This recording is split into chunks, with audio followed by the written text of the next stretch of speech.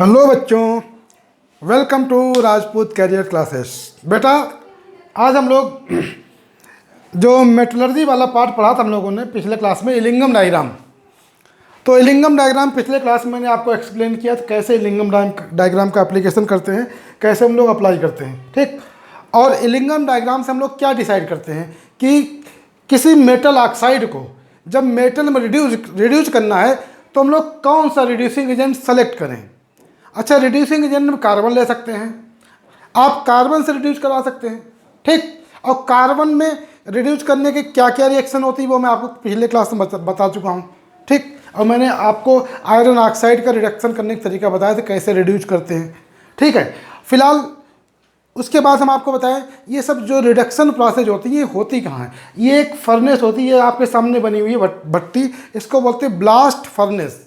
क्या बोलते हैं इसको बेटा? Blast furnace. क्या होती है जरा इसके बारे में बता दें हम आपको। देखो, ब्लास्ट फर्नेस ऐसे एक बहुत बड़ी बहुत मजबूत भट्टी होती है। इसके अंदर यहाँ पर आप देख रहे हैं टेम्परेचर 2170 केल्विन है, यहाँ पर 1570 केल्विन, यहाँ 1270, यहाँ 1070 केल्विन में। मतलब नीचे टेम्परेचर सबसे हाई होता है, ऊपर टेम्परेचर सबसे लो होता है, ठीक। फिर क्या करते हम लोग, इधर से blast of air and O2, मतलब यहाँ पर ऑक्सीजन और एक बहुत गर्म हवा, मतलब बिल्कुल हज़ारों डिग्री सेल्सियस इसका टेम्परेचर होता है, वो हवा हम लोग यहाँ से पास करते हैं विद ऑक्सीजन। ऊपर से हम लोग इसमें और लाइमस्टोन क्या होता है? कैल्शियम कार्बोनेट CaCO3 वो डालते हैं, प्लस कोक मतलब कार्बन डालते हैं, ये हम लोग ऊपर से डालते रहते हैं, ठीक। अब ये कोक, लाइमस्टोन और जो ओर है, जो भी जिसका रिडक्शन करना है वो नीचे आता है, ठीक है। मेनली ये वाली भट्टी हम लोग किसके लिए यूज करते हैं? आयरन के लिए। ये वाली जो ब्लास्ट फर्नेस होती है ये हम लोग आयरन ऑक्साइड को रिड्यूस करने के लिए यूज करते हैं, ठीक। तो इसमें क्या होता है, इसमें अलग अलग टेम्परेचर पर अलग अलग रिएक्शन होती हैं, ठीक है। देखो यहाँ पर जो नीचे है ये मोल्टन आयरन, पिघला हुआ आयरन होता है, वो यहाँ पर होता है, इसको यहाँ से बाहर निकाल दिया जाता है और ये जो आयरन बाहर मिलता है इसका नाम होता है पिग आयरन। इसको क्या बोलते हैं बेटा? पिग आयरन, ठीक। तो यहाँ से हमें पिग आयरन मिल जाएगा, तो ये आयरन पिघला हुआ मिलता जाता है, इसको मोल्टन आयरन लिखा हुआ मैंने। ये इधर जो गंदगी होती है, जो स्लैग, जो मतलब अनवांटेड चीज़ें होती हैं, वो चूँकि आयरन से हल्की होती हैं, पिघले हुए आयरन से हल्की होती है, तो वो आयरन के ऊपर होती हैं। तो देखो ये स्लैग जो यहाँ लिखा हुआ है मोल्टन स्लैग, तो यहाँ से ये स्लैग बाहर आता जाता है और स्लैग हमारा इसमें इस वाले कंटेनर में, इसमें जो नीचे बना हुआ है इसमें इकट्ठा होता रहता है स्लैग। मोल्टन आयरन हमारा यहाँ इकट्ठा हो जाएगा, यहाँ पर हमारा स्लैग इकट्ठा हो गया, ठीक। तो स्लैग हल्का होता है तो स्लैग हमारा इसके ऊपर रहता है, तो ये चीज़ ध्यान रखना है आपको। अब आप देखो यहाँ पर अलग अलग टेम्परेचर क्या क्या रिएक्शन है जो मैंने आपको लिख रखी है। जैसे 500 से 800 केल्विन के बीच में ये रिएक्शन होती है। CaCO3 प्लस CaCO3 किस में टूटता है? CaO प्लस CO2 बनाता है, ठीक। और Fe2O3 क्या बनाता है? Fe3O4 प्लस CO, और Fe3O4 प्लस CO FeO बनाता है, ठीक। और बाद में Fe2O3 CO के साथ कंबाइन करके FeO बना सकता है। मतलब ये रिएक्शन Fe2O3 Fe3O4 में कन्वर्ट हो सकता है, या Fe3O4 फिर FeO में कन्वर्ट हो जाएगा, और Fe2O3 भी FeO में कन्वर्ट हो जाएगा। आप देखो इन तीनों में जो रिड्यूसिंग एजेंट है वो कार्बन मोनोऑक्साइड लिया गया। क्या लिया गया बोलो? कार्बन मोनोऑक्साइड CO लिया गया। मैंने आपको बताया था रिड्यूसिंग एजेंट में हम लोग कार्बन ले सकते हैं या कार्बन मोनोऑक्साइड ले सकते हैं, ठीक। तो कार्बन मोनोऑक्साइड की हेल्प से ये रिड्यूस करके ये FeO बन गया। अभी भी हमें Fe नहीं मिला, अभी भी इस टेम्परेचर रेंज में हमें Fe नहीं मिला, हमें चाहिए Fe। जो ऑक्सीजन है उसको हमें हटाना है, ठीक। तो देखो आगे देखो, जब टेम्परेचर 900 से 1500 केल्विन होता है, मतलब 900 से स्टार्ट हो 1500 केल्विन तक, ठीक। तो ये रिएक्शन होती है FeO प्लस CO। जो FeO बना यहाँ पर, ये FeO फिर CO के साथ कंबाइन होता है और क्या बना देता है? Fe plus CO2। तो हमें क्रूड आयरन मिल गया, हमें यही चाहिए था, हमें ये आयरन चाहिए था। तो ये आयरन हमें 900 तो नहीं, मतलब 900 से ऊपर केल्विन पे मिलता है। तो 900 केल्विन पे ये बाकी रिएक्शन हो सकती हैं, लेकिन लगभग 900 से ऊपर जब टेम्परेचर चला जाता है, मतलब लगभग 1100 केल्विन के ऊपर टेम्परेचर जाता है, तब ये रिएक्शन शुरू हो जाती है FeO प्लस CO2। तो इस रिएक्शन को अभी हम आपको एक दूसरा ग्राफ बना के सिखाएंगे। पिछले क्लास में मैंने बताया था, आज मैं फिर से उसको बता दूंगा। तो FeO प्लस CO तो यहाँ पर जो FeO होता है उसमें से जो ऑक्सीजन है वो कार्बन मोनोऑक्साइड लेकर चली जाती है और वो CO2 बन जाती है, और हमें हमारा जो काम का मेटल था Fe वो हमें यहाँ मिल गया, ये हमें चाहिए था। ठीक, तो आप देख रहे हैं किस तरीके से Fe2O3 को रिड्यूस करके पहले हमने FeO बनाया और बाद में हमें Fe मिल गया। किस टेम्परेचर रेंज में? 900 से 1500 केल्विन के बीच, यानी कि ये रिएक्शन, और वैसे ये रिएक्शन 1100 यानी 1073 केल्विन के ऊपर होती है। ठीक, खैर हम लोग देखेंगे। बाकी कार्बन है, कार्बन ऑक्सीजन से जुड़ के CO2 बना सकता है। और कैल्शियम ऑक्साइड, देखो यहाँ कैल्शियम कार्बोनेट, इसी को बोलते हैं लाइम स्टोन। कैल्शियम कार्बोनेट्स क्या बनाता है? CaO plus CO2। ठीक, अब ये जो Ca होता है, ये CaO और इसमें सिलिका भी मिला, सिलिका होता है, इसमें सिलिका वगैरह की इम्प्योरिटी होती हैं। ठीक, तो सिलिका वगैरह, जैसे सिलिका फॉर्मूला क्या होता है? SiO2। तो जो सिलिका की इम्प्योरिटी है वो कैल्शियम ऑक्साइड के साथ कंबाइन होकर इस टेम्परेचर रेंज में क्या बना देती? CaO plus SiO2 CaSiO3। तो जितना भी सिलिका है, सिलिका मतलब मिट्टी वगैरह या जो भी बालू वगैरह कण होते हैं वो सब सिलिका में आता है, तो वो सब इसके साथ कंबाइन करके ये बना देते CaSiO3। इसको बोलते हैं स्लैग। तो स्लैग जो हमारा होता है यहाँ इकट्ठा हो जाता है, नीचे पीला हुआ आयरन रहता है, मोल्टन आयरन, उसके ऊपर स्लैग रहता है, यहाँ से स्लैग बाहर चला जाता है और यहाँ से हमारा आयरन बाहर निकल जाता है। तो इस तरीके से हमें आयरन मिल जाता है। तो ये आयरन हमें मिलता है, उसको हम लोग पिग आयरन बोलते हैं। ठीक, उसके बाद रॉट आयरन होता है, कास्ट आयरन होता है, उसको हम लोग अलग अलग तरीके में उसको हम लोग कन्वर्ट कर सकते हैं, वो हम लोग आगे पढ़ेंगे। ठीक, अब हम आपको बता दें FeO से CO को कन्वर्ट करने में, FeO प्लस CO को FeO में कन्वर्ट करने में इलिंगम डायग्राम का क्या रोल है। ठीक, मैं पिछले क्लास में बता चुका हूं, लेकिन आज एक बार फिर से मैं उसको बता दे रहा हूं कि इलिंगम डायग्राम यहाँ पर क्या रोल प्ले करता है, वो मैं आपको बताने जा रहा हूं। तो एक ग्राफ में बना के तब मैं आपको उसको समझाता हूं कैसे हम लोग उसको करते हैं। हाँ तो बच्चों, ये देखिए, ये मैंने एक ग्राफ बनाया आपके सामने। ठीक, इस ग्राफ पे ध्यान दीजिए, इस ग्राफ पे ध्यान दीजिए। इसमें देखिए क्या क्या दिखाया मैंने। इस एक्सिस क्या होगा? Delta G। इस एक्सिस पर डेल्टा G0 इसलिए लिया कि स्टैंडर्ड कंडीशन में। ठीक, इधर टेम्परेचर डिग्री सेल्सियस में। अच्छा, ये ग्राफ आपकी NCERT बुक में दिया हुआ, इसलिए मैंने NCERT से लिया है वाला ग्राफ। ठीक, जो नई NCERT उसमें है, पुरानी NCERT में फिलहाल ये ग्राफ नहीं है। ठीक है, तो फिलहाल इस ग्राफ में आप देखिए, इधर डेल्टा G और ये इसकी वैल्यू किलोजूल पर मोल में है। दिस इज किलोजूल पर मोल। ये मैं ग्राफ कल बता चुका हूँ, कल वाले, इससे पहले वाले क्लास में, बट उतना क्लियरिटी नहीं आ पाई थी ग्राफ में, तो इसलिए मैंने आज फिर से ग्राफ बनाया है ताकि और अच्छे से आपको एक्सप्लेन कर सकूं, क्योंकि यही चीज़ समझना सबसे ज़्यादा ज़रूरी है। तो ये इलिंगम डायग्राम का एक पार्ट है, इलिंगम डायग्राम का एक पार्ट मैंने बनाया। हमारा टारगेट क्या है? FeO को Fe में कन्वर्ट करना। ठीक, तो देखो 3 ग्राफ आपके सामने जो बने हैं, मैं आपको बता दूं क्या क्या ग्राफ है। एक ग्राफ ये बना हुआ रेड कलर वाला, ये वाला ग्राफ किसको बता रहा है? Fe प्लस हाफ O2, ये लिखा हुआ reaction Fe plus half O2 क्या बना रहा है? FeO। ठीक, ये थोड़ा ओवरलैप कर रहा है इस तरीके से, Fe plus half O2 equal to FeO।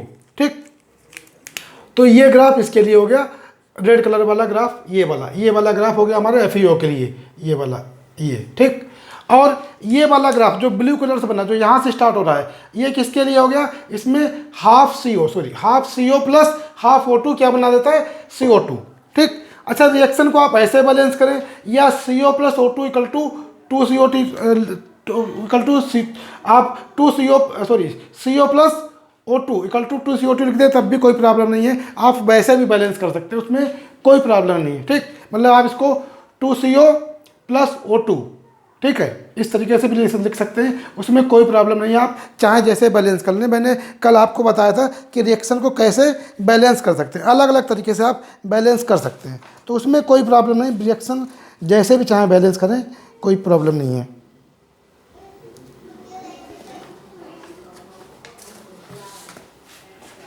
ठीक है, इसको भी एक बैलेंस करें, यहाँ पे हाफ नहीं होगा बेटा। ठीक, ये होगा CO plus half O2 equal to CO2, या आप इसको लिख सकते हैं 2CO plus O2 equal to CO2, कोई बात नहीं। ठीक, तो रिएक्शन इस तरीके से। तो ये रिएक्शन किसके लिए है? ये वाला ग्राफ जब कार्बन मोनोऑक्साइड CO2 में कन्वर्ट होती है। ये वाला ग्राफ जरा ध्यान से देखो, इसमें कार्बन प्लस हाफ O2 क्या बना रहा है, कार्बन मोनोऑक्साइड CO बना रहा है। ठीक, तो इस वाले ग्राफ में आप देखेंगे चाहे तो आप इसको 2C plus O2 equal to 2CO लिख सकते हैं या ऐसे लिख दें। ठीक है, ये वाला ग्राफ इसमें कार्बन प्लस O2 क्या बना रहा है, CO2, तो ये ग्राफ लगभग सीधा जा रहा है। ठीक है, यहाँ पर देखिए इस वाले का ग्राफ में आप carbon plus O2 C plus O2 equal to CO2 लिख सकते हैं, उसमें भी कोई प्रॉब्लम नहीं है, आप ऐसे बैलेंस कर लें, कोई दिक्कत नहीं है। ठीक, तो ये 4 ग्राफ आपके सामने हैं। हमारा टारगेट क्या है, हम चाहते हैं FeO को हम लोग Fe में कन्वर्ट कर लें।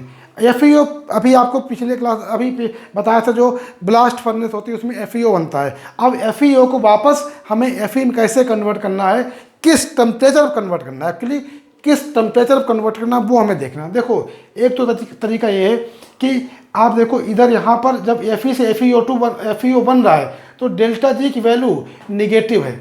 ठीक, ये डेल्टा G की वैल्यू इसके लिए निगेटिव है। ये रिएक्शन हमारे पास है, Fe plus half O2 equal to FeO बन रहा है, तो डेल्टा G की वैल्यू इसके लिए निगेटिव है। ठीक, हमें इसका उल्टा रिएक्शन चाहिए, हमें ये चाहिए, हमें FeO को वापस Fe में कन्वर्ट करना है, हमें उल्टा चाहिए। ठीक है, तो इसका डेल्टा G निगेटिव है, यहाँ पर इसका डेल्टा G निगेटिव है। ठीक, अब देखो ये जिस रेंज में ग्राफ आ रहा है सब जगह डेल्टा G ये लिखा हुआ है, निगेटिव वैल्यू है, लेकिन जब आप इसको इधर लाना चाहोगे तो डेल्टा G पॉजिटिव हो जाएगा। जब आप रिएक्शन उल्टी करवाना चाहोगे, आप चाहते हो कि FeO से वापस ये बने, तो ये डेल्टा G की वैल्यू भी पॉजिटिव हो जाएगी। मतलब ये है, आप अगर चाहते हो FeO से टूट के क्या बने, Fe प्लस हाफ O2 बने, ये बनेगा। ठीक, लेकिन डेल्टा G अगर आप यहाँ जाओगे इस टेम्परेचर रेंज में जाओगे तो डेल्टा G की वैल्यू आपकी पॉजिटिव आ जाएगी। और तो जाहिर अगर डेल्टा G पॉजिटिव आ जाएगा तो जाहिर सी बात है ये रिएक्शन नहीं होगी। ठीक, तो अगर इस रिएक्शन को करवाना है तो एक तो ऑप्शन ये है कि आप केवल इसी को करवाना चाहते हो, कोई रिड्यूसिंग एजेंट नहीं लेना चाहते हो, तो इसको गर्म करते जाओ, टेम्परेचर बढ़ाते जाओ। देखो ये ग्राफ धीरे धीरे ऊपर उठ रहा है, टेम्परेचर बढ़ाते जाओ। जब बहुत ज़्यादा टेम्परेचर बढ़ाओगे एक लिमिट आएगी, ये ग्राफ हमारा ऊपर चला जाएगा, बहुत ऊपर चला जाएगा। यहाँ पे जैसे डेल्टा G हमारा -200 है, यहाँ पर उसके बाद हमारा हो जाएगा -100, उसके बाद डेल्टा G हमारा हो जाएगा 0, ये डेल्टा G 0 हो गया। 0 के बाद डेल्टा G हमारा पॉजिटिव हो जाएगा, इसके बाद ऊपर जाने पर डेल्टा G पॉजिटिव होने लगेगा। तो आपको तब तक हीट करना पड़ेगा जब तक ये ग्राफ 0 को ऊपर ना चला जाए। और जब 0 को ऊपर चला जाएगा तो इस रिएक्शन के लिए, क्योंकि हमने कौन सी रिएक्शन लिखी, ये रिएक्शन, इस रिएक्शन के लिए डेल्टा G पॉजिटिव हो जाएगा। ठीक, यानी कि ये वैल्यू पॉजिटिव हो जाएगी। कब ये वैल्यू पॉजिटिव होगी, जब ये ग्राफ हमारा 0 के ऊपर निकल जाएगा। और वहाँ तक जाने के लिए आपको टेम्परेचर बहुत ज़्यादा बढ़ाना पड़ जाएगा, टेम्परेचर बहुत हाई लेना पड़ेगा। उतना हाई टेम्परेचर मेंटेन करना प्रैक्टिकली बहुत मुश्किल है और भी बहुत सारी डिफ़िकल्टीज हैं। तो डायरेक्ट हम लोग FeO को Fe में कन्वर्ट करने वो बहुत मुश्किल काम है। फिर करें क्या, कम टेम्परेचर रिएक्शन करवाना चाहते हैं तो उसका तरीका ये है कि हम लोग इसमें कोई रिड्यूसिंग एजेंट ले लेते हैं। हम कोई ऐसी चीज़ ले लेते हैं जो कार्बन से ऑक्सीजन को हटा ले जाए और कम टेम्परेचर करवा दे। हम लोग क्या करेंगे, कार्बन Fe से ऑक्सीजन हटा ले जाए, ठीक, Fe से ऑक्सीजन हटा ले जाए और वो भी कम टेम्परेचर पे। तो हम लोग क्या करते हैं, देखो हमेशा ध्यान रखो कि कोई सूटेबल रिड्यूसिंग एजेंट सेलेक्ट करने के लिए हमें इलिंगम डायग्राम की ज़रूरत पड़ती है। ये जो टेम्परेचर है ये मैं आपको बता दूं, ये लगभग 1400 डिग्री सेल्सियस है। ये बुक में आपके NCERT में डिग्री सेल्सियस दिया हुआ टेम्परेचर, मैंने वही लिख दिया। यहाँ पर टेम्परेचर 800 डिग्री सेल्सियस है। केल्विन बदलें तो ये वैल्यू 1073 केल्विन आएगी। ठीक, इस पॉइंट पे ये तीनों ग्राफ, ये वाला ये एक दूसरे को इंटरसेक्ट कर रहे हैं, काट रहे हैं। ठीक, तो ये टेम्परेचर दिखा दिया। ठीक, अब हम चाहते हैं कि ये वाली रिएक्शन, ये रिएक्शन जो इसकी उल्टी रिएक्शन, हम लोग चाहते हैं कि ये रिएक्शन, ये हमें ये नहीं करवानी, हमें कौन सी करवानी है, हमें ये रिएक्शन करवानी है। FeO, मैं थोड़ा और इधर लिखता हूँ नहीं तो जगह कम पड़ेगी। FeO equal to Fe plus half O2, हम ये रिएक्शन करवाना चाहते हैं। लेकिन हमें पता है कि ये रिएक्शन होना मुश्किल है क्योंकि डेल्टा G इसका पॉजिटिव आएगा, तो ये रिएक्शन गिवन टेम्परेचर पे होना मुश्किल है। ठीक, तो हमें ये रिएक्शन करवाने के लिए फिर क्या करना पड़ेगा, देखो इसको अगर हम लोग रिएक्शन करवाना चाहें, FeO, थोड़ा सा जगह कम हो रही बेटा, मैं ठीक से लिखता हूँ इसको, FeO equal to Fe plus half O2, ये लिख दिया मैंने। ठीक, यहाँ पे थोड़ी जगह बना लेते हैं हम लोग, ऐसे ये लिख दिया रिएक्शन, हमें ये रिएक्शन चाहिए। ठीक, अब आपको पता है कि ये रिएक्शन करवाने के लिए टेम्परेचर बहुत हाई चाहिए। ठीक, तो क्या करो, इस रिएक्शन को किसी एक टेम्परेचर सेलेक्ट कर लेते हैं। मान लो हमने 1400 डिग्री टेम्परेचर ले लिया। 1400 डिग्री पर इस रिएक्शन का, इस वाली रिएक्शन जो ऊपर लिखी हुई है ये रिएक्शन, इसका डेल्टा जी देखो, देखो 1400 पे मैंने ये मेंशन कर रखा है, ये जो लाइन है ये आ रही है 1400 पे, ये यहाँ पे लाइन इसको टच कर रही है। ठीक, तो इसके करस्पॉन्डिंग डेल्टा जी की वैल्यू देखो यहाँ लिखी हुई है, ये लिखी हुई जो ब्लू कलर से, जो ब्लू कलर से लिखी हुई है उसको, इस पर ध्यान दो। ये वैल्यू कितनी लिखी हुई है, प्लस की माइनस की 341। 1400 डिग्री सेल्सियस पर इस रिएक्शन की, जो रिएक्शन हमने ऊपर लिखी है, यही रिएक्शन लिखी ना ग्राफ पे, इस रिएक्शन का डेल्टा जी कितना है, माइनस का 341, इसका माइनस 341 है, इसका डेल्टा जी यहाँ पर, इसका डेल्टा जी जो है 1400 पे कितना है, माइनस 341 किलोजूल पर मोल, यूनिट मैंने लिख रखी किलोजूल पर मोल, इस रिएक्शन में डेल्टा जी है। ठीक, हमने उसका उल्टा रिएक्शन लिखा है, हमने उसका उल्टा रिएक्शन लिखा, हमें ये चाहिए, हमें ये नहीं चाहिए। ठीक, तो बताओ जब इसका डेल्टा जी माइनस का है, ये लिखा हुआ है, तो इसका डेल्टा जी लिखें तो कैसा हो जाएगा, प्लस में हो जाएगा उसी टेम्परेचर पे, इसका डेल्टा जी प्लस का 341 हो जाएगा ऐसे। ठीक, ये हो गया इसका। अब हमें इसको निगेटिव करना है, इस हम चाहते हैं डेल्टा जी निगेटिव आ जाए इसका, तो कैसे करें, हम लोग क्या करते हैं, अब एक और रिएक्शन और लेते हैं। ठीक, मतलब हम लोग कोई रिड्यूसिंग एजेंट लेते हैं, जैसे ये वाली रिएक्शन ले लो, ये वाली 1400 डिग्री सेल्सियस पे इस रिएक्शन का, ये वाली रिएक्शन, इसका डेल्टा जी देखो, क्या डेल्टा जी आपका आ रहा है, यहाँ पर देखो ये ग्राफ इधर, यहाँ पे इसके करस्पॉन्डिंग डेल्टा जी की वैल्यू ये लिखी हुई है, कितनी आ रही बोलो, 447 किलोजूल पर मोल, 447। ठीक, इस टेम्परेचर पे, तो ये वाली रिएक्शन लिखो, इसके बगल में यहाँ पे लिखो, ये रिएक्शन क्या रिएक्शन है, C प्लस हाफ O2, क्या बना दे रहा है, CO। ठीक, अब इसका डेल्टा जी लिखो, कितना है, 447, उसी टेम्परेचर पे 1400 पे ही, ये हम लोग 1400 डिग्री सेल्सियस की बात कर रहे हैं, ये 1400 डिग्री सेल्सियस की बात कर रहे हैं, ध्यान रखना। ठीक, तो यहाँ पर इसका जो डेल्टा जी आ रहा है, इसका डेल्टा जी आ रहा है 447। अच्छा, ये वैल्यू निगेटिव है तो ये निगेटिव ही लिखनी है, क्यों, क्योंकि रिएक्शन जैसी थी वैसी की आपने, उल्टी नहीं की। ये वाली रिएक्शन आपने उल्टी लिखी है, यहाँ देखो उल्टी लिखी है, क्योंकि उल्टी हमें चाहिए। ठीक, इसलिए डेल्टा जी पॉजिटिव हो गया। ये रिएक्शन में उल्टी नहीं की, ये सीधी रिएक्शन है, जो रिएक्शन जैसे लिखी वैसे ही लिख दी हमने, इसलिए इसके डेल्टा जी को पॉजिटिव नहीं करना बल्कि निगेटिव में ही लिखना। तो इसका डेल्टा जी लिखें, कितना है डेल्टा जी नॉट, ये आपका माइनस का 447, माइनस का 447, ये वैल्यू है, दिख रही है आपको सामने ये वैल्यू। ठीक, अब क्या करें, अब इन दोनों रिएक्शन को जोड़ते हैं, इन दोनों रिएक्शन को जोड़ दें।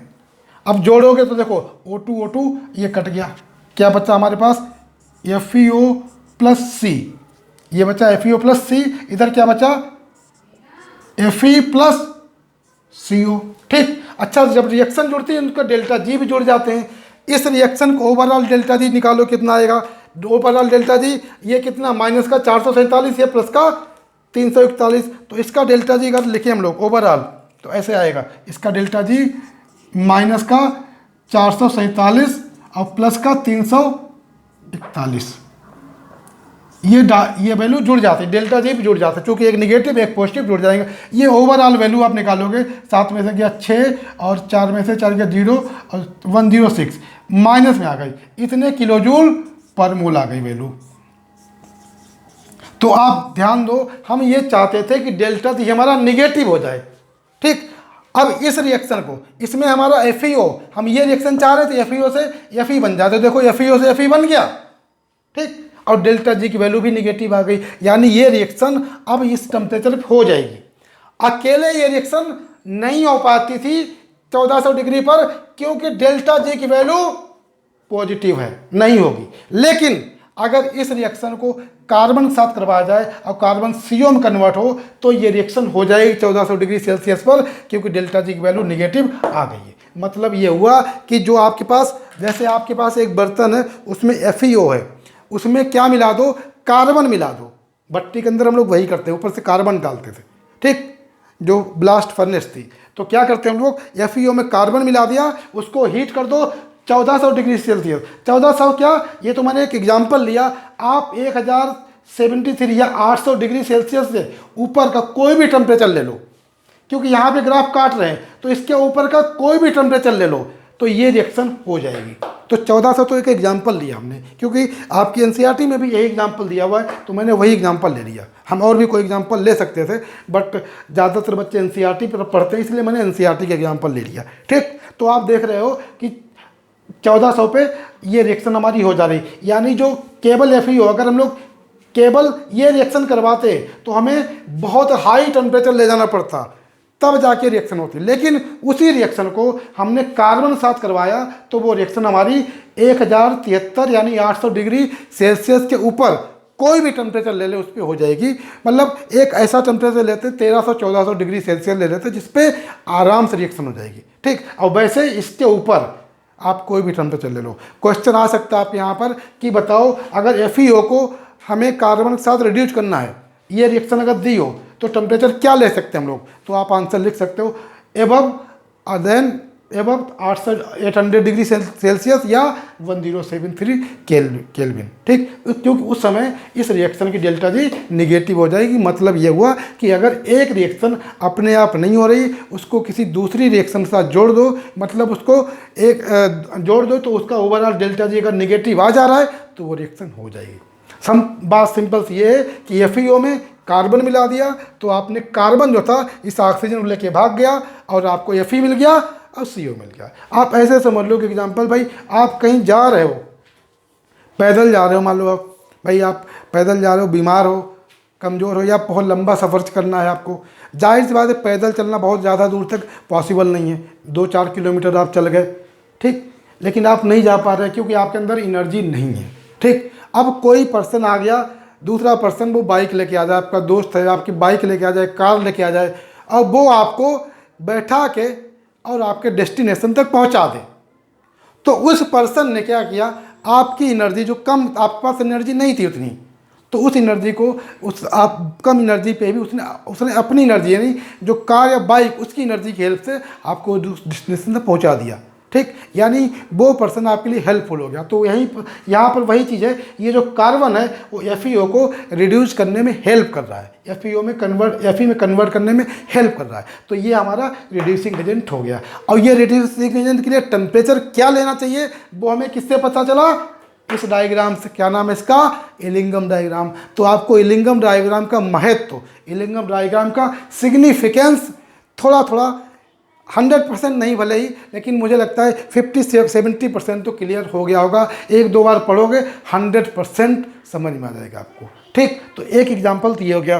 अब अगर मान लो हमने ये रिएक्शन ना ली, हम कोई दूसरी रिएक्शन ले लें, ठीक। हमने कार्बन की 3 रिएक्शन लिखी हुई है, एक ये, ठीक। मान लो अगर हम लोग इससे कराना चाहें रिडक्शन, अगर यानी हमने रिड्यूसिंग एजेंट कार्बन लिया, अगर हम लोग CO लें, ये वाली रिएक्शन रिड्यूसिंग एजेंट CO लें, तब हमें क्या करना पड़ेगा, क्या हमें यही टेम्परेचर लेना पड़ेगा या इससे कम या इससे ज़्यादा, ऐसा नहीं, तो तब टेम्परेचर हमें अलग लेना पड़ेगा।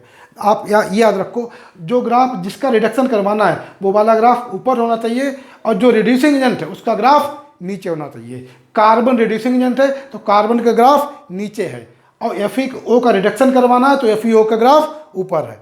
तो इस टेम्परेचर के बाद देखो, इस टेम्परेचर से पहले FeO का ग्राफ नीचे था, जबकि इस टेम्परेचर के बाद Fe का ग्राफ ऊपर चला गया। तो इसीलिए हमने इससे ज़्यादा टेम्परेचर लेना पड़ेगा। यहाँ पे तुम करना चाहोगे, अगर ये रिएक्शन करना चाहोगे इस टेम्परेचर पे, यहाँ पर मान लो 500 केल्विन पर, ये रिएक्शन नहीं होगी, चाहे कितना ही माथा फोड़ लो, चाहे हाथ पर कितना चला लो, नहीं होगी, क्योंकि इस पॉइंट पे डेल्टा जी की वैल्यू निकालोगे वो पॉजिटिव आ जाएगी, नहीं होगी। रिएक्शन तभी होगी जब ये वाला ग्राफ जिसका रिडक्शन करवाना है वो अपने रिड्यूसिंग एजेंट से ऊपर चला जाए, तो यहाँ पे ग्राफ यहाँ से ऊपर चला गया FeO का ग्राफ, ये रिडक्शन करवा सकता है, ये मतलब कार्बन इसका रिडक्शन करवा सकता है FeO का। ठीक, अब अगर हम लोग ये वाला लें, ये रिएक्शन, तब क्या करना पड़ेगा, तब कौन सा टेम्परेचर लेना पड़ेगा? तो मैंने अभी आपको बताया, अगर इससे आप रिड्यूसिंग एजेंट CO लोगे तो आपको वो टेम्परेचर लेना पड़ेगा जहाँ पर हमारा ये वाला ग्राफ इसके ऊपर हो। तो आप देखो यहाँ पर ये ग्राफ काट रहे हैं, यहाँ पर ये ग्राफ यहाँ पर काट रहे हैं, यहाँ पर जो भी टेम्परेचर होगा वो टेम्परेचर से आपको मतलब नहीं, यहाँ पर मान लो लगभग जो भी टेम्परेचर है, ग्राफ में बनाने में थोड़ा बहुत मेजरमेंट का फॉल्ट आ सकता है, बट प्रैक्टिकली जो भी टेम्परेचर होगा यहाँ पर हमने देख लिया। ठीक, अब मैं इसको रब कर देता हूँ पहले वाले को, तब आपको दूसरा एग्जाम्पल समझ में आएगा, वरना इसको मैं हटा देता हूँ, इस वाले को, और ये वैल्यू भी हटा देता हूँ, अब इसका कोई सिग्निफिकेंस नहीं है। ठीक, ये लाइन हटा देता हूँ मैं।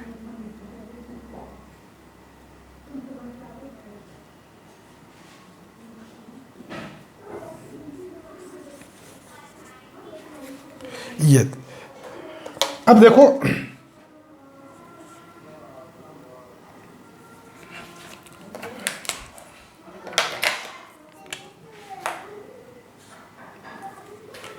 अब हम चाहते हैं कि ये वाली रिएक्शन यहाँ लिखी, यहाँ जगह नहीं थी, मैंने यहाँ लिख दी।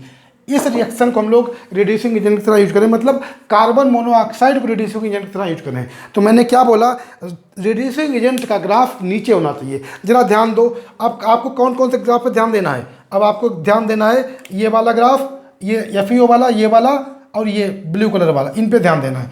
तो आप देखो यहाँ पर जो भी टेम्परेचर होगा, जो भी वैल्यू आए टेम्परेचर की, हम उसको डिस्कस नहीं कर रहे हैं, क्योंकि वो वैल्यू आपकी कुछ भी हो सकती है, वो प्रैक्टिकली डिटरमाइन करके हमें पता चलेगी। यहाँ पर ये ग्राफ जो है, रेड वाला ग्राफ ऊपर चला गया, जबकि ये वाला ग्राफ रेड वाला ग्राफ नीचे आ गया, जबकि ये वाला ग्राफ ऊपर चला गया। और मैंने बोला क्या कि रिड्यूसिंग एजेंट का ग्राफ नीचे होना चाहिए। तो रिड्यूसिंग एजेंट ये है कार्बन मोनोऑक्साइड, इसका ग्राफ नीचे कहाँ है? इस यहाँ पर ये एक दूसरे को काट रहे हैं इस पोजीशन पे, इसके नीचे ये वाला ग्राफ नीचे है और इसके ऊपर ये वाला ग्राफ ऊपर चला गया। तो इसके नीचे टेम्परेचर लेंगे। अगर आप ये वाली रिएक्शन करवाओगे तो इससे कम टेम्परेचर लेना पड़ेगा। यहाँ पर जो भी टेम्परेचर होगा उससे कम टेम्परेचर अगर रिएक्शन करवाओगे तब रिडक्शन होगा, अदरवाइज नहीं होगा। मतलब यहाँ पर टेम्परेचर आपको लो लेना पड़ेगा। इस वाले केस में टेम्परेचर जितना हाई लोगे उतना अच्छा है, क्योंकि जितना हाई लोगे ये ग्राफ उतना ही नीचे चला जाएगा, और नीचे चला जाएगा तो डेल्टा जी की वैल्यू जो -106 थी, मान लो 2000 डिग्री पर निकालोगे तो ये -106 से बढ़ के मान लो -400 हो गई। एक एग्जांपल बता रहा हूँ। तो जितनी ज़्यादा निगेटिव होगी उतनी अच्छे से रिएक्शन होगी। तो इस वाले केस में टेम्परेचर आपको 1400 डिग्री से ऊपर लोगे, जितना भी ऊपर ले पाओ। ठीक, बट इस वाले केस में यहाँ पर जो भी टेम्परेचर आएगा, मान लो 1200-1300 डिग्री जो भी आए, उसके नीचे टेम्परेचर लेना पड़ेगा। उसके ऊपर जाओगे तब रिडक्शन नहीं होगा। मैं आपको समझाता हूँ, इसको लिख के दिखाता हूँ इसको बाकायदा।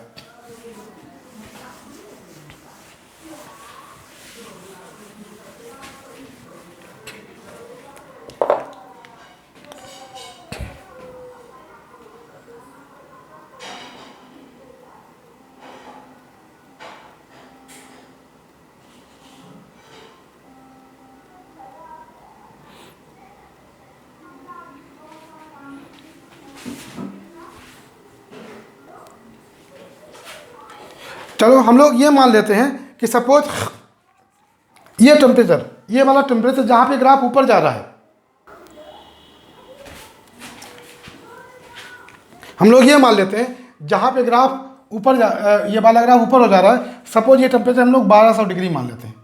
ठीक, प्रैक्टिकली कुछ भी हो सकता है, समझने के लिए हम लोग केवल मान लेते हैं इसको। ये डेल्टा जी हमारा हो गया, इधर डेल्टा जी की वैल्यू इधर रखी। ठीक, अब हम लोग देखते हैं।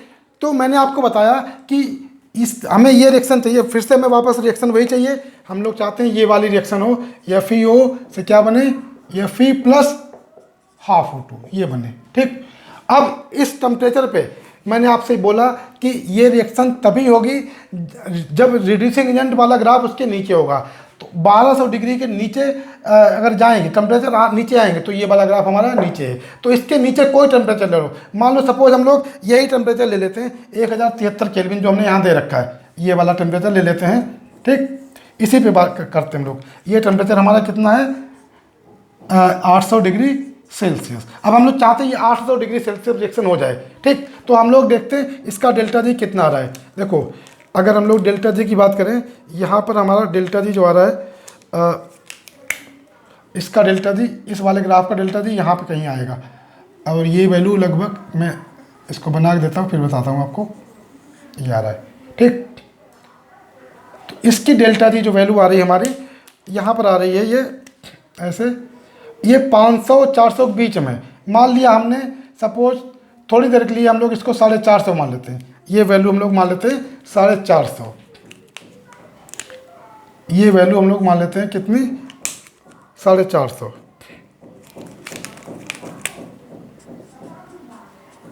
450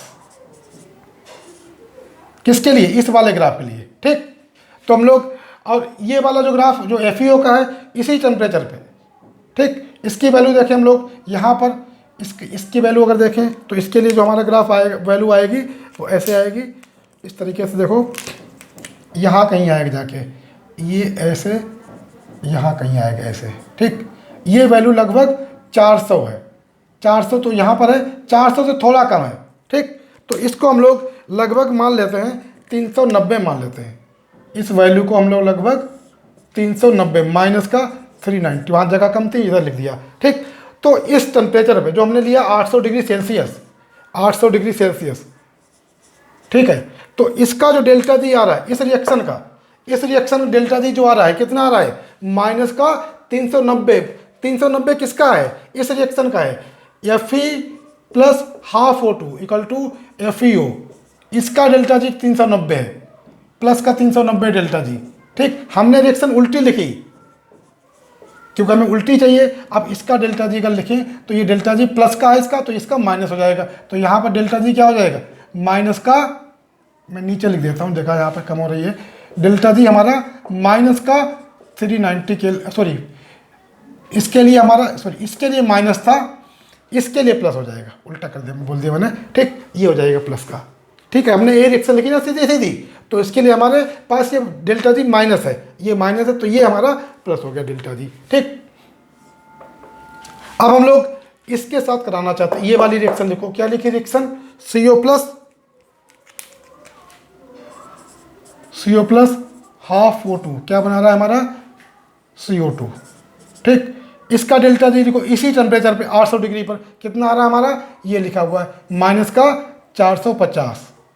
क्योंकि ये रिएक्शन में सीधी सीधी लिखी तो इसका साइन उल्टा नहीं करना। अब दोनों को जोड़ दो, दोनों को जोड़ो, हाफ O2 कैंसिल हो गया, क्या बचा हमारा FeO प्लस CO, इधर क्या बना Fe प्लस CO2, दोनों को डेल्टा जी ऐड करो, प्लस का 390 माइनस 400, तो डेल्टा जी की वैल्यू हमारी आ जाएगी माइनस की 60। आप देखो, तो अगर आप कार्बन मोनोऑक्साइड को रिड्यूसिंग एजेंट की तरह यूज करना चाहते हैं तो टेम्परेचर आपको ये 1200 डिग्री सेल्सियस जो हमने माना था उससे कम लेना पड़ेगा, तभी रिडक्शन होगा। क्योंकि कम टेम्परेचर डेल्टा जी निगेटिव आ रहा है। अगर आप इसके ऊपर निकालोगे, यहाँ डेल्टा जी निकाल देख लेना आप इसी तरीके से, तो इस रिएक्शन में डेल्टा जी इस वाली रिएक्शन का पॉजिटिव आ जाएगा।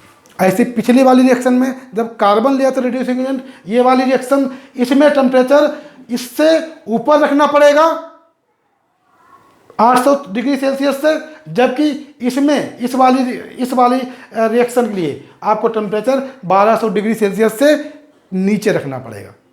तो समझ में आ गया, यानी कि याद रखेंगे जिसका रिडक्शन करना उसका ग्राफ ऊपर होना चाहिए और जो रिड्यूसिंग एजेंट लेना है वो उसका ग्राफ नीचे होना चाहिए। ये इसका कॉन्सेप्ट है इलिंगम डायग्राम। तो इस तरीके से हम लोग FeO का रिडक्शन समझ सकते हैं। ठीक, बाकी आप किसी भी टेम्परेचर पे आप इसमें लाइनें खींच के डेल्टा जी की वैल्यू किसी भी रिएक्शन के लिए निकाल सकते हैं कि डेल्टा जी नेगेटिव आएगा या पॉजिटिव आएगा।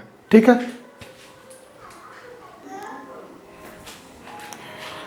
तो बेटा इसमें किसी भी मेटल का मेटल ऑक्साइड का रिडक्शन आप करवा सकते हैं। और आप किस टेम्परेचर पे करवाना है रिएक्शन, उसके लिए इलिंगम डायग्राम आपको हेल्प करेगा। ठीक, तो आज की क्लास में फ़िलहाल इतना ही रखते हैं, क्योंकि वाइट बोर्ड पे मैं आपकी क्लास ले रहा हूँ, तो थोड़ा सा ये डायग्राम बनाने में काफ़ी टाइम लग जाता है, बहुत एक्यूरेसी के साथ डायग्राम बनाना पड़ता है, इसलिए काफ़ी मेहनत लगती है इसमें। ठीक, तो अभी आपको मैं 2 एग्जाम्पल और बताऊँगा, एक जिंक का और एक कॉपर ऑक्साइड का, उसमें भी ये ग्राफ बना के समझा दूंगा, तो आपको कॉन्सेप्ट और क्लियर हो जाएगा। ये मैं कल बता चुका था ये वाला ग्राफ पिछले क्लास में, लेकिन मैंने कहा फिर से रिपीट कर दें, क्योंकि कल बहुत अच्छे से डायग्राम नहीं बन पाया था, क्योंकि छोटा सा डायग्राम बनाया था तो उसमें काफ़ी ज़्यादा ओवर राइटिंग हो रही थी, इसलिए मैंने दोबारा इसको बताया है। ठीक, इसको आप देखिएगा, समझिएगा, कोई डाउट हो आप कमेंट करके मुझे पूछ सकते हैं।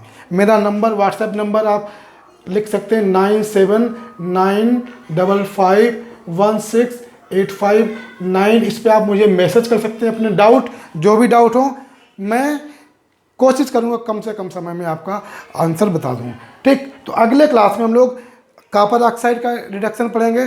ठीक, कॉपर ऑक्साइड से कॉपर का एक्सट्रैक्शन और जिंक पढ़ेंगे। उसके अलावा हम लोग ये भी पढ़ेंगे कि एक मेटल किसी दूसरे मेटल ऑक्साइड को कैसे रिड्यूस करता है, जैसे क्रोमियम ऑक्साइड को एल्युमिनियम रिड्यूस कर सकता है, तो वो भी हम लोग इलिंगम डायग्राम की हेल्प से पता लगा सकते हैं कि कब कौन सा मेटल किस मेटल ऑक्साइड को रिड्यूस करेगा। ठीक, तो अगले क्लास में इलिंगम डायग्राम का पूरा एप्लीकेशन कंप्लीट हो जाएगा। ठीक, तो वेट करिए आप नेक्स्ट क्लास का। और जो बच्चे आईआईटी की तैयारी कर रहे हैं, वो मेरा मैंने 2 वीडियो डाल रखे हैं खासकर आईआईटी वाले बच्चों के लिए, जिसमें मैंने प्रीवियस ईयर के आईआईटी के क्वेश्चन कैसे सॉल्व करें उसके बारे में बताया। आप उन वीडियो को देखें, जो बच्चे आईआईटी एडवांस लेवल पर जाना चाहते हैं उन वीडियो को देखें। आप देखिए बहुत बड़े बड़े क्वेश्चन, पैसेज वाले क्वेश्चन, जिसमें एक पैसेज पे 3 क्वेश्चन दिए रहते हैं, उसको चुटकियों में सॉल्व करना सिखा दिया मैंने। 2-3 मिनट के अंदर क्वेश्चन सॉल्व हो जाएगा, यानी 2-3 मिनट में जब आप पूरा पैसेज सॉल्व करोगे तो आपको 3 क्वेश्चन का आंसर मिलेगा, यानी 12 नंबर का आप सॉल्व कर लोगे। कहते हैं कि आईआईटी एडवांस क्वेश्चन सॉल्व करने में काफ़ी समय लगता है, लंबा समय लगता है, लेकिन जो क्वेश्चन मैंने करवाए हैं उसमें कुछ क्वेश्चन तो ऐसे हैं जो आईआईटी एडवांस लेवल से भी ऊपर के हैं, क्योंकि अब जो पेपर आता है वो पहले की अपेक्षा में काफ़ी आसान आता है। पहले जो पेपर आता था सन 2000 आज के पास, तो वो बहुत कठिन पेपर आता, तो मैंने 2000 के आसपास पूछे हुए क्वेश्चन 2-3 करवाए हैं। आप देखिएगा वो मेरे वीडियोज़, जो आईआईटी वाले बच्चे जो एडवांस की तैयारी करना चाहते हैं। अभी आपको मैं ये पढ़ाने के बाद, उसके बाद मैं आपको इसका जो रिफाइनिंग वाला स्टेप है वो उसके बारे में बताएंगे। फिर हम आपको इनऑर्गेनिक के जो चैप्टर्स हैं पी ब्लॉक वगैरह वो बताएंगे। साथ साथ आईआईटी वाले बच्चों के लिए अलग से जो वीडियोज होंगे वो डालते रहेंगे। फिर ऑर्गेनिक केमिस्ट्री में रिड्यूसिंग एजेंट का क्या रोल होता है वो हम पूरा बताएंगे आपको। ठीक, आप वीडियो मेरा शेयर करिए, लाइक करिए, चैनल को सब्सक्राइब करिए। जितना ज़्यादा सब्सक्राइब करेंगे उतना ही ज़्यादा हमें मोटिवेशन मिलेगा, क्योंकि हम चाहते हैं कि रिजल्ट्स आएँ, बच्चे पढ़ के सेलेक्ट हों। लखनऊ से हम चाहते हैं बच्चे सेलेक्ट हों, लखनऊ को कोटा जैसा बनाना चाहते हैं। हम ये नहीं चाहते बच्चे फीस दें और पढ़ें और सिलेक्शन भी ना हो, क्योंकि आप जानते हो आजकल बहुत चैनल्स आ गए, बहुत लोग आ रहे हैं, हम ये करवा देंगे, हम वो करवा देंगे, और आपसे अच्छा खासा पैसा भी चार्ज करते हैं। लेकिन क्या होता है कि ऑनलाइन क्लास आपने किसी का सब्सक्रिप्शन लिया, अब एक साथ क्लास में 10,000 बच्चे जुड़ गए, आप टीचर से पर्सनली कभी कांटेक्ट कर ही नहीं पाओगे, या कांटेक्ट करना उसके लिए आपको हैवी अमाउंट फीस जमा करनी पड़ेगी। तो ये सब चीज़ें अवॉइड करने के लिए हम आपको फ्री वीडियो लेक्चर प्रोवाइड कर रहे हैं। और हमारा जो पेड सब्सक्रिप्शन है उसमें भी बहुत ज़्यादा फीस नहीं रहेगी, या बहुत कम भी नहीं रहेगी। मैं ये भी बता दूं, ऐसा नहीं कि हम 2000 रुपये में आपको पढ़ा दें। अगर आपको पूरा कंप्लीट सिलेबस करना है, नीट का बैच मैं जून से स्टार्ट करूँगा, नीट 2022 के लिए। 2021 का तो अभी पता नहीं, एग्ज़ाम 1 अगस्त को क्या होगा। 2022 के लिए मैं बैच स्टार्ट करूँगा जून के किस डेट में, वो डेट मैं आपको बता दूँगा। उसमें आप सब्सक्रिप्शन ले सकते हैं, कंप्लीट सिलेबस आपको कराया जाएगा। जो बच्चे ऑनलाइन करना चाहें वो ऑनलाइन कर सकते हैं, और जो ऑफलाइन करना चाहेंगे, जो लखनऊ में आ सकते हैं, वो लखनऊ आके हमारी ऑफलाइन क्लासेस ज्वाइन कर सकते हैं। ऑनलाइन और ऑफलाइन क्लासेस की फ़ीस में थोड़ा डिफरेंस रहेगा। तो उसमें चाहे ऑनलाइन बैच हो चाहे ऑफलाइन बैच हो, किसी भी बैच में हमारे 100 से ज़्यादा बच्चे नहीं रहेंगे, मैक्सिमम 100 बच्चे रहेंगे।